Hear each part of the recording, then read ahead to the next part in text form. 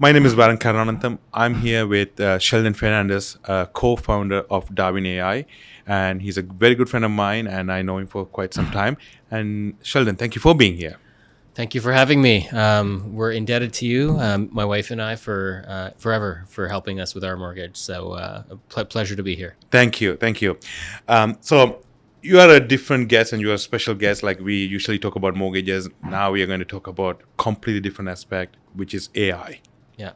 And everyone's wondering what's AI, what is it, how it's going to change your worlds. Yeah. Before we get into detail, can you tell us a little bit about yourself and Darwin AI? Okay. So very briefly, because there's a history obviously here, given my age.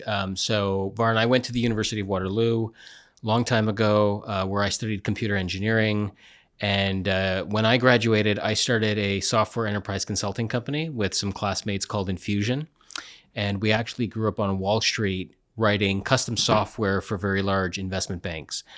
So we often joke Lehman Brothers, if you remember Okay, them, yeah. they were our first client. So we outlived our first client. So that must be before 2008. Correct. Yeah. We started the company 2001. Okay. And so we grew that from the original 5 to 700 people. And we were acquired in 2017 by a much larger company called Avanade. They're co-owned by Microsoft and Accenture. So I was, for the majority of that journey, the CTO, the Chief Technology Officer of the company. And it was my job to bring new and emerging technologies to companies about 4 or 5 years before they came mainstream, right? Yeah. So around 2016, I really started paying attention to machine learning, which is probably the most powerful manifestation of artificial intelligence, and we can talk about that. And so it was around that time that I recognized how powerful this technology was going to be. We were acquired in 2017. My plan at that time was to just take time off. I'd been through a 17-year journey. It was a long journey. Burned out, was going to just chill with my wife, eat Tim Hortons, watch hockey, do things that Canadians do. And basically what happened was I got introduced to a professor at the University of Waterloo, a gentleman named Professor Alexander Wong. He was Canada's research chair in artificial intelligence and just brilliant individual. And they had just started or were thinking of starting a AI company called Darwin AI. And so I read his papers and I would visit him and I was just enthralled with what they were doing. And I remember we were at lunch and he said, Sheldon, do you want to be our CTO, which is Chief Technology Officer? And I paused and I said, Alex, normally I'd be a CTO because that's what I do, but I'm the least technical person here, which is saying something. Yeah. So he's like, well, what are you then, Sheldon? And I said, well, I'm CEO if you want that. Yeah. Meaning I'll help you run it. I'll run it. Yeah. And he just said, that sounds like a good idea. So lo and behold, 4 months after exiting my first company, I've agreed to run an AI startup. And then I often joke 6 months after that, my wife got pregnant with our first child. So really for the past 6 years, I've had 2 startups. I've had an artificial intelligence startup called Darwin AI and a biological intelligence startup called Max Fernandez. At home. And they are magical and exhausting in equal measure. And as you know, last year, almost to the day, my wife gave birth to our second child, Milo, who turned 1 over the weekend. So I have a 5-year-old and 1-year-old, and that's briefly how Darwin AI kind of started. Yeah. And so when you started the Darwin AI 6 years back, like it was in different language when you talk about AI. Yeah. Like what was your vision? Like how did you guys see the AI is going to be in 5 years from then or 10 years from then? Like it's a big visionary. Like, I think you and Professor Wong must be really vision this out and you guys see the future. Like it's not everyone can think about it. That's where you are. So what were you thinking about the AI 5-10 years back? Oh, 6 years back? Yeah, great question. So let me contextualize for your listeners like why we went into this and what the big deal was. So again, when we talk about artificial intelligence, if you use the term, what does that mean? What computer scientists claim it'll mean is anytime a non-human entity, something artificial, can do something that we would classify as exhibiting behavior that's intelligent by a human standard, whether that's write something, whether that's determine the best, mortgage for you, write a poem, whatever it is, that's what artificial intelligence promised to do. And about maybe 10 years ago, there was a real breakthrough in my field called machine learning. Mm-hmm. Okay, so what does that mean? there are certain things that were traditionally very hard for a computer to do. So to give you an example, imagine showing a computer a picture and saying, tell me what this is a picture of, or is this a picture of a lion, let's say. Before 2013, 2014, that task, something my 5-year-old can do unfailingly, and probably a 3-year-old can do, was very, very hard for a computer to do. And that's because think of all the different variations that a line can be in, right? It can be next to a tree. It can be on a field. All the angles, the textures. Correct. Okay? Very, very hard. Machine learning basically says, if we give a computer enough data, if we give it 100,000 pictures of a lion or 1,000,000 pictures of a lion, eventually it'll get very good at that particular task of recognizing a picture as a lion. And two things, Varun, happened about a decade ago that made machine learning very powerful, right? The first was cloud computing, so doing a lot of computing in the cloud, which may be familiar to some of your listeners. Suddenly now the average person could get access to supercomputing power, which was needed for machine learning. The second thing is because of social media and just the data collection, we say that machine learning systems need a lot of data to learn. If you needed 100,000 pictures of a lion or 1,000,000 pictures of a lion, you could get them. Yeah. So those two things combined really created the first wave of machine learning achievement, which basically, ushered in this new wave of artificial intelligence. So that's where we were 6-7 years ago. That's like a more related to supply chain. No, so this is just generally what it did. It could recognize images, it could do voice.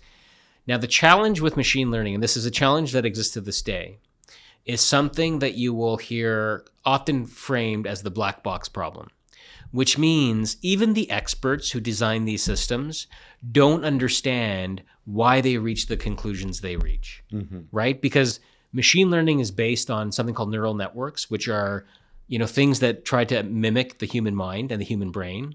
And they are so fantastically complex that even the technical people, like my professor who do this, they don't know why the machine learning system is successful or not.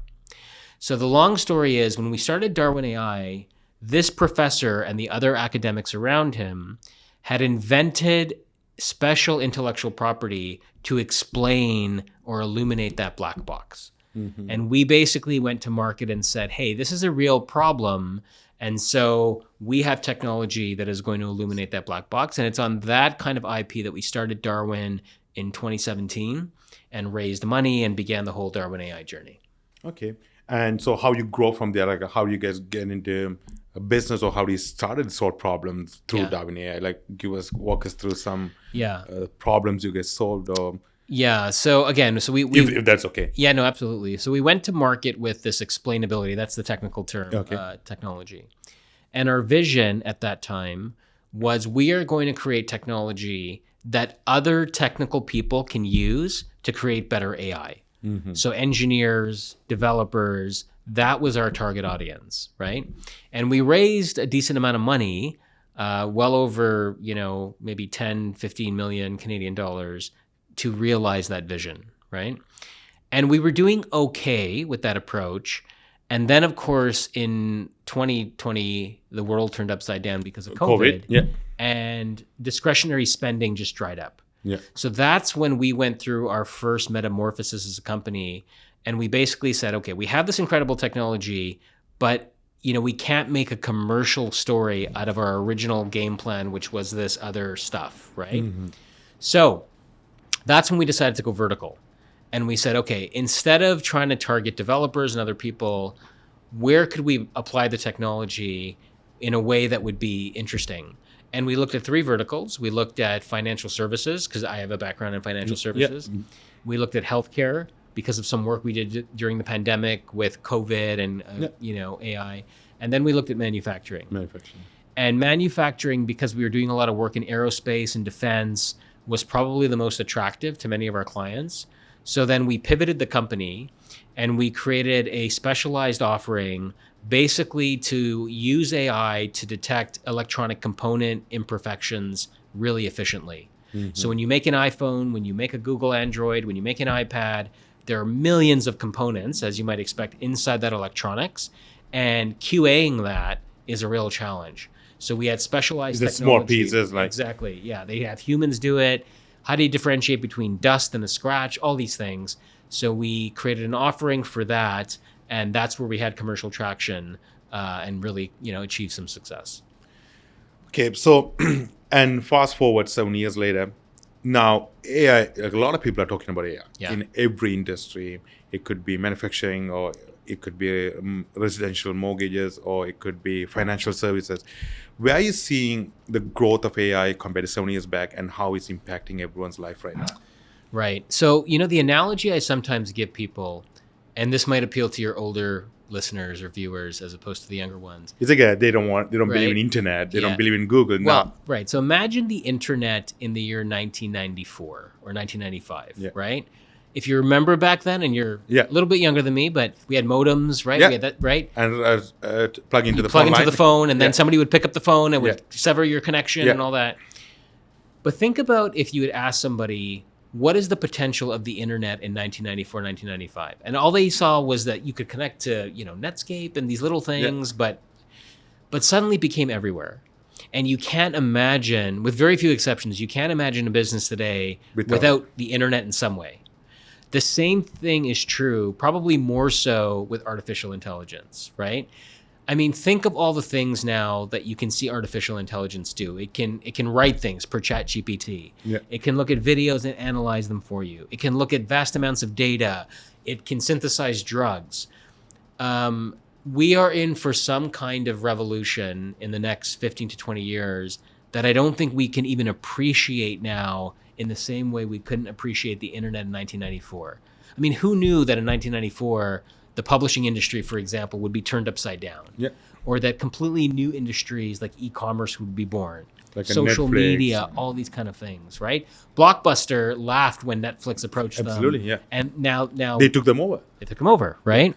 So in the same way, artificial intelligence is going to permeate everything. Now, some of the immediate ones, you can think of things like any time I need to look at data and come up with some conclusion based on vast amounts of data, AI is amazing at that. So, what's the best way to arrange my trip to France that minimizes cost and gets me seeing the most amount of things with, the beautiful scenery, those kind of things AI is great at.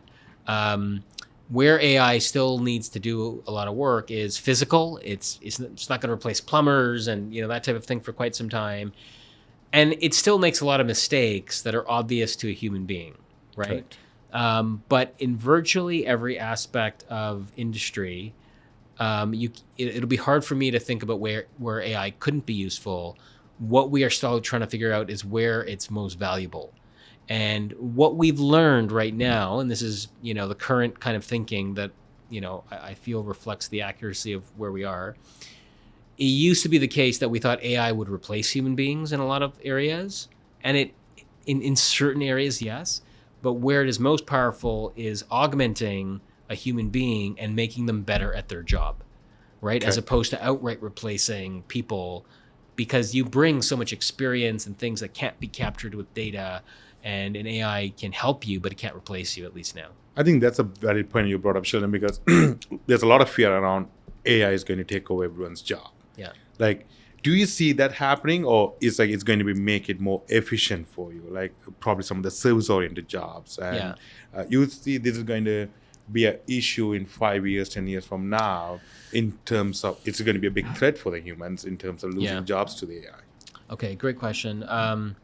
I'd say let's use a 5 to 10 year time frame. So I say in that context, no, right? It is going, because like all our systems right now, our processes are set up for human beings. Correct. We can't reinvent those for machines. So to give you an example, autonomous vehicles, machines that drive themselves, vehicles that drive themselves. That whole system was set up for human beings behind a car, right? Okay. I remember about 5 years ago when autonomous vehicles were a thing, we knew this was going to happen as our industry. A situation arose where an autonomous vehicle killed somebody, right? Okay. And everybody was wondering, how is society going to react to autonomous vehicle killing somebody? Now, people get killed by automobiles all the time. It could be and, like an accident. and the system is set up. There's insurance, there's justice, there's a person who's responsible, and so forth. If an autonomous vehicle kills or injures somebody, how does our system deal with that fact? Who's responsible? The maker of the car, the software person, who is responsible such that that individual's family gets justice? Okay. So our systems, most of our systems are all set up for human beings being the arbiter of those, particular verticals. Okay. We don't have those set up for artificial intelligence yet. So for a good period of time, AI is going to augment you and make you better at your job, hopefully. More than replacing you. More than replacing. Now, in the long term, 20 years, 30 years, that's where there's a bit of uncertainty. That's where you have robots that, can take in all the data and almost, effectively emulate a human being with real accuracy and probably even do a better job sometimes. That is a fascinating question that some thought leaders right now are starting to think about. And they're starting to ask questions like, what gives us value as human beings? Part of it is your work, is your labor, is your, intellectual contribution to our society. What happens when machines takes over 30 years and can replace that completely, or 99% of that? That is a question that is decades out. But in the immediate like 5 to 10 realm, years, 5 to 10 years, there's not going to be mass replacement of human beings. It's going to be, somebody said this, and I think it's quite accurate. An AI is not going to replace your job. What will is a human being that uses AI more effectively than you do. Right? Correct. That's one way to think about it. That's what I've been hearing from a lot of my coaches as well. Yeah. That you have to stay on top of it. Like if you didn't know how to use the internet 10 years back, right, you had a struggles. Yes. Right? In the same way, you should learn to use AI. Like I tell people, go experiment with ChatGPT. It's not perfect. Go ask it questions. And Sam Altman, who's the CEO of OpenAI, made this point. The version of AI you're using today is the worst version that you will ever use. It's just going to get better and more accurate and faster and quicker and more intuitive. So you might as well start now and interact with it. So where you see the AI is helping or making efficient to employers or employees or businesses right now, like where you see is actually taking in you're seeing in the day-to-day life, grocery stores or driving, or where are you seeing that is already implemented and making people's life much easier? Okay, so let's use a very obvious example. I drove here. Yeah. I'd never been to this location, right? How did I get here?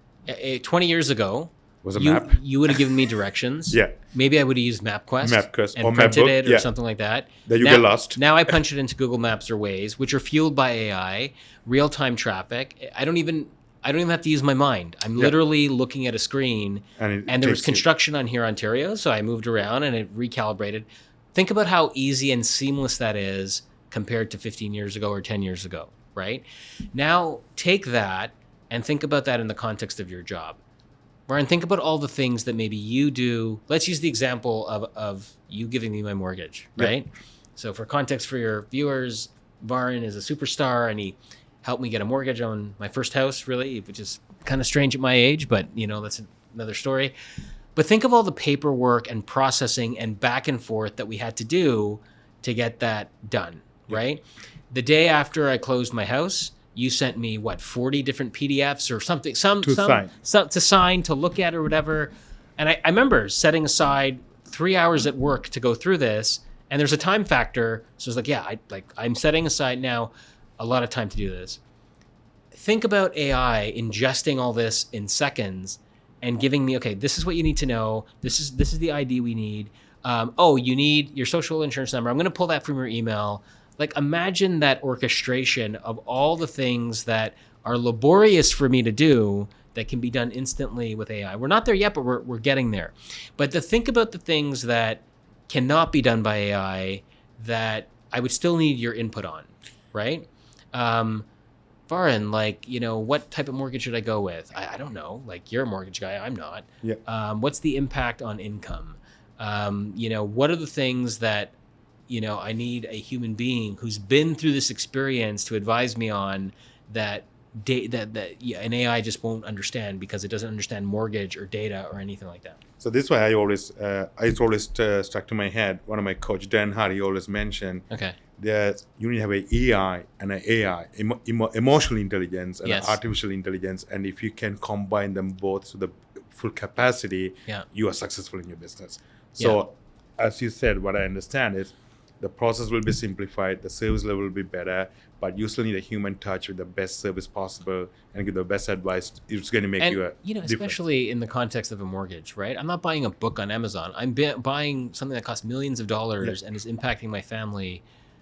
Most people are going to want that human touch, like you put it, of reassuring, of walking you through some of the nuances.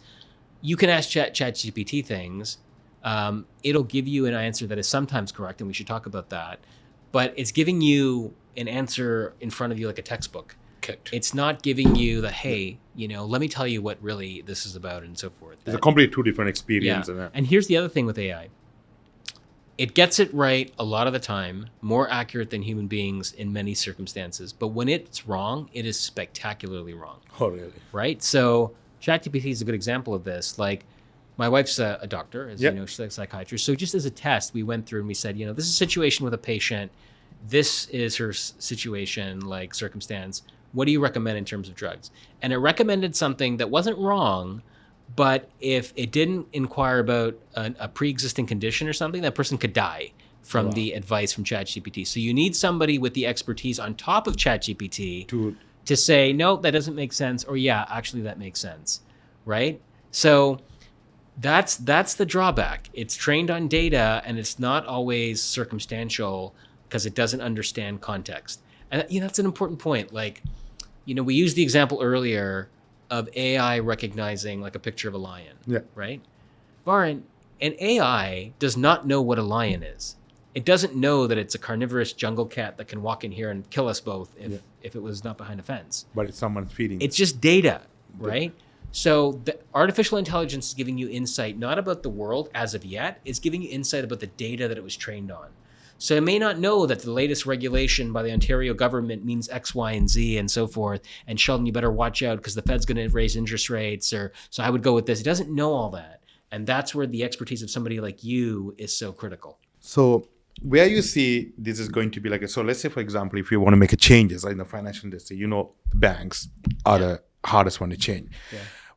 You think they will be more open-minded in the high levels in the banks? Like you worked in a lot of in the Wall Street as well. So they need to recognize these changes to have that come down to people like us to implement it. So you think these changes are easy, transferable, or you think there's a privacy? I can imagine before when someone want to work from home, everyone say you can work from home. Yeah. COVID came. Yeah. In no time, everyone was working from home. Everyone had laptops. Yeah. So you think these are easy changes, and or is going to be a lot of red tapes in terms of making these changes happening? It's a good question. The first thing to note is that the regulation and the laws around AI are 2 or 3 years behind the progress. And I don't fault governments or governing bodies for this because things change so quickly. Like when I was running Darwin, I was on a couple committees with Amazon, I believe, and the government was proposing privacy regulation around AI and so forth, Bill 56, I think it was. And the challenge was, the technology was moving at accelerated pace, and the legislation takes so long to codify that by the time they even got to it, the technology had moved on beyond their concerns. So there are some industries where the change only happens with the disruption that happens underneath, right? Uber's a good example, right? When Steve Jobs held up the iPhone in, I think it was 2007, nobody thought at that time that this little device that basically put the internet in your hands was going to completely change, how you use the taxi and how you thought about movements with vehicles and so forth. Yeah. Uber comes along, makes the connection. Then all of a sudden the regulation around it is like, oh, well, are the drivers insured? All these questions start after it's already disrupted. In 80% of the situations, that's the case. But there's some industries like banking that are centralized, like pharmaceuticals for a drug to be approved, where, there's an open question as to whether or not, how quickly can they change or will they change given the promises of AI, right?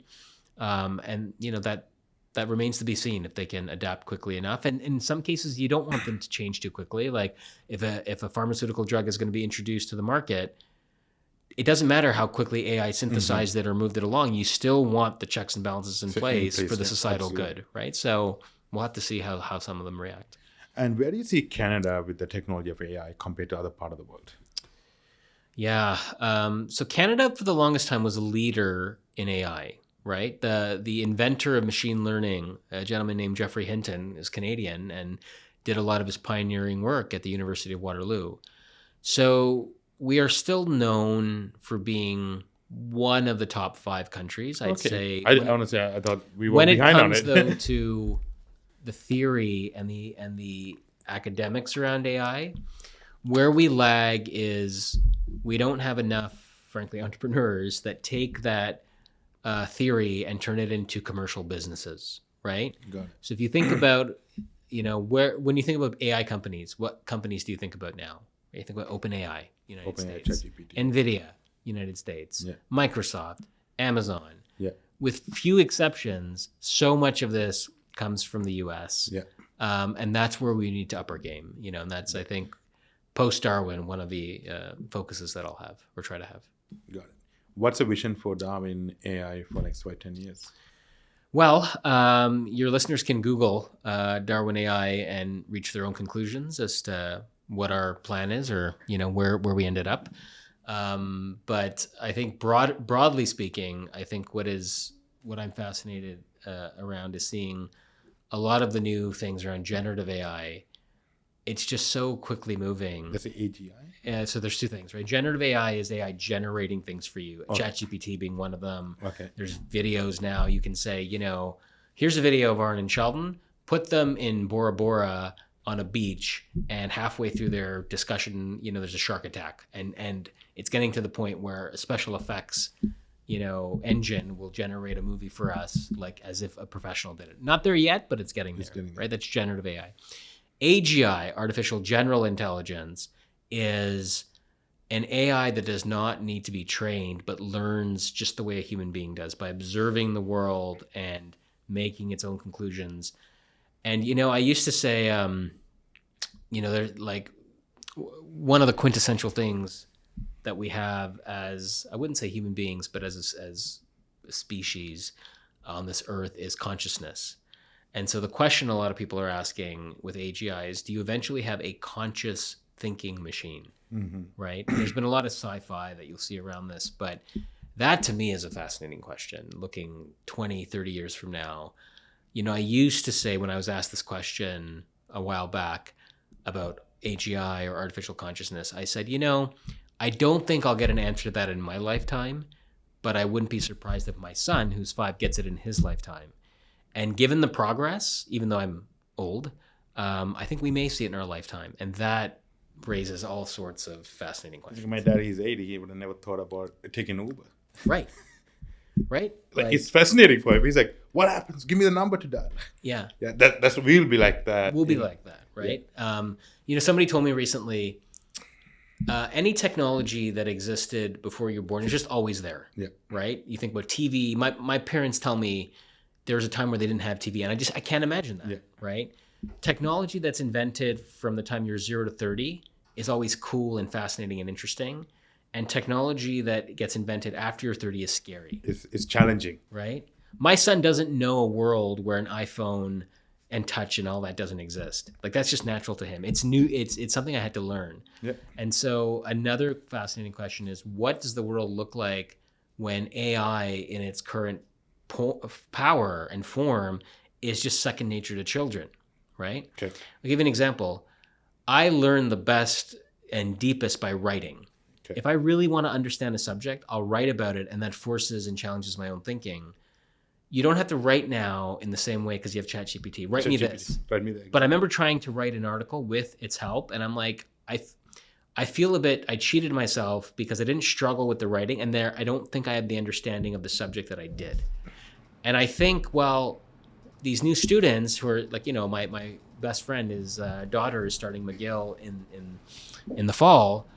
She's going to live in a world where if she needs an essay written, she can just get a lot of it written by ChatGPT and then firm it up.